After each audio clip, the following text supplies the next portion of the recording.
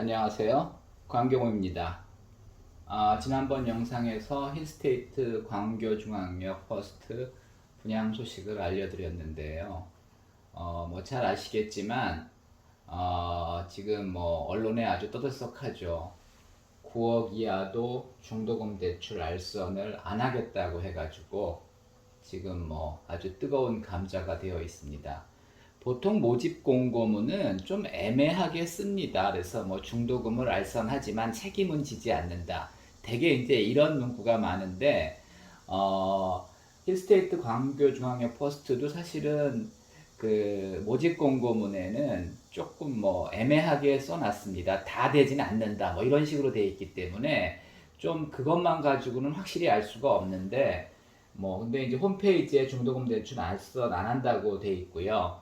저도 모델하우스에 이제 전화해 봤는데 9억 이하도, 그러니까 이제 전평형 중도금 대출 알선을 안 한다는 겁니다.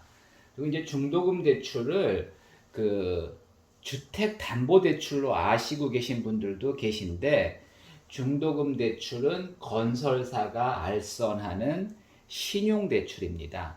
건설사가 이제 분양권을 담보로 책임을 지고 은행에 이제 부탁해서 알선하는 그런 이제 신용 대출입니다. 그래서 개인적으로는 사실은 중도금 대출을 받기가 어렵습니다. 지금까지 중도금 대출을 개인에게 해주는 그 금융권은 거의 없습니다. 뭐 제1금융권은 일부 가능하기도 하겠지만 그 개인적으로 사실 중도금 대출은 받기가 어렵기 때문에 아마 현금이 준비되시지 않은 분들은 이번 청약이 쉽지 않습니다.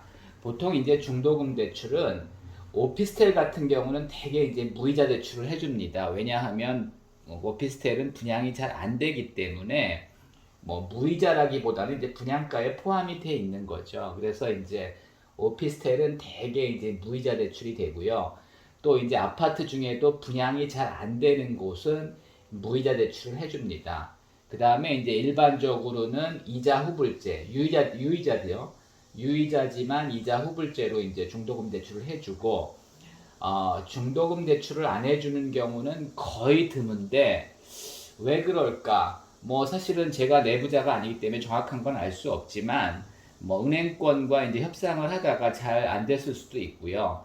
그 다음에 이제 중도금 대출 안 해도 뭐 분양하는데 크게 지장이 없다고 보는 겁니다. 일단은 뭐 로또 아파트라고 이제 소문이 나 있는 상태고요.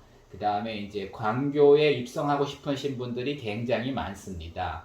그러다 보니까 중도금 대출을 알선 안 해도 충분히 분양하겠다는 이제 자신감이 있는 거고요. 나쁘게 말하면 이제 배짱 분양인 거죠. 그래서 이제 어차피 9억 초과는 그 중도금 대출이 안 되기 때문에 이번에 뭐 9억 이하다고 하더라도 중도금 대출 알선 안 해도 충분히 이제 분양에는 문제 없겠다. 물론 이제 경쟁률은 좀 떨어질 겁니다. 뭐 그래서 예를 들어 이제 211세대 모집에 한 2만 명 청약할 걸로 예상이 됐는데 뭐 예를 들어 한 4, 5천 명으로 확 줄 가능성이 높습니다. 그래서 그 경쟁률은 떨어지겠지만은 이제 분양에는 전혀 지장이 없을 거고요. 그 다음에 여기 이제 100% 가점제인데 커트라인도 아마 조금은 떨어질 겁니다. 하지만 그래도 한 69점 정도는 돼야 되지 않을까. 제 예상은 그렇습니다.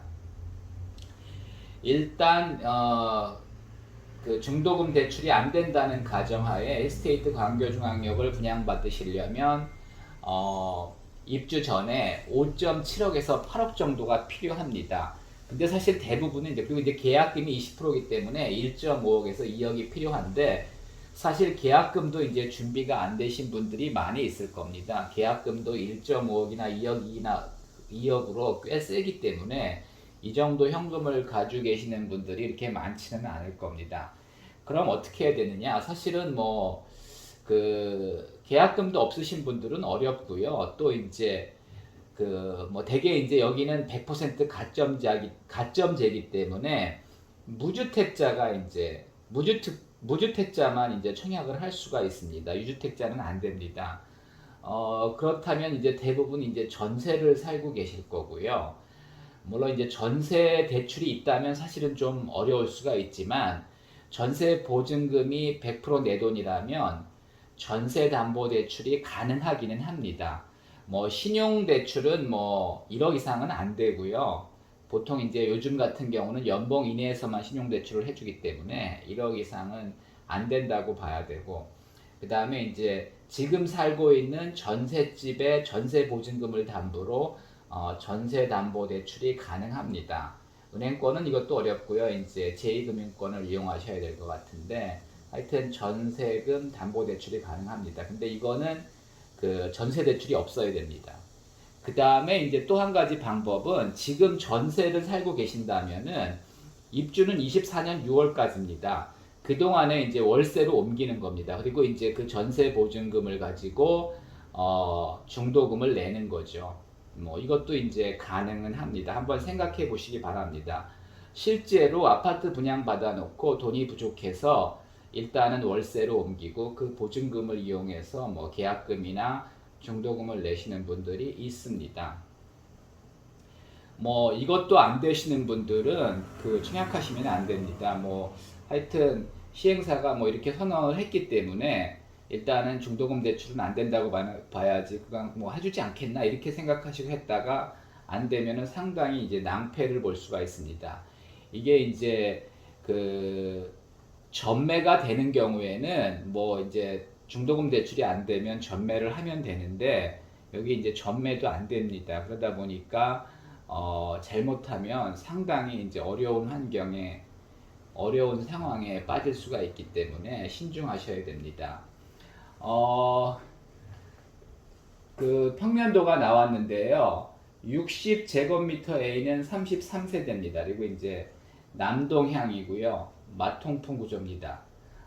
전부 다 그 4개 평형이 있는데 전부 다 4bay 3room 2T, 그러니까 화장실 2개인 구조입니다. 그래서 구조는 거의 비슷합니다. 그러니까 4bay에 3room에 화장실 2개 구조입니다.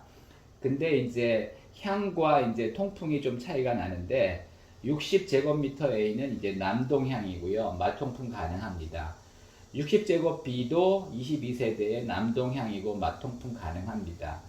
69제곱미터는 52세대의 이제 남서향인데 마통풍은 안 되는 구조입니다.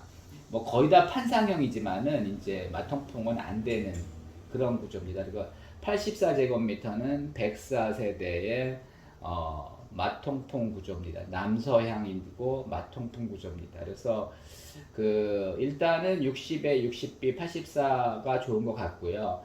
69제곱미터는 이게 이제 마통풍이 안 되는 거라서 뭐 사는데 크게 지장은 없지만, 뭐 요즘은 다 그 환기 시스템도 있고 에어컨도 있기 때문에 크게 문제될 건 없지만, 하여튼 그렇게 덜 선호하는 그런 구조라고 보셔야 되겠습니다. 뭐 위치는 뭐 지난번 영상에서 말씀드렸듯이 광교 신도시의 한복판에 있고요. 그 광교중앙역 3번 출구랑 바로 연결이 됩니다. 뭐 지하로도 나중에 연결한다고 합니다. 그러니까 너무너무 좋은데, 하여튼 지금 중도금 대출 때문에 그 현금이 없으신 분들은 네, 청약하시면 곤란할 것 같습니다. 잘 생각해 보시고 청약하시기 바랍니다. 이상입니다.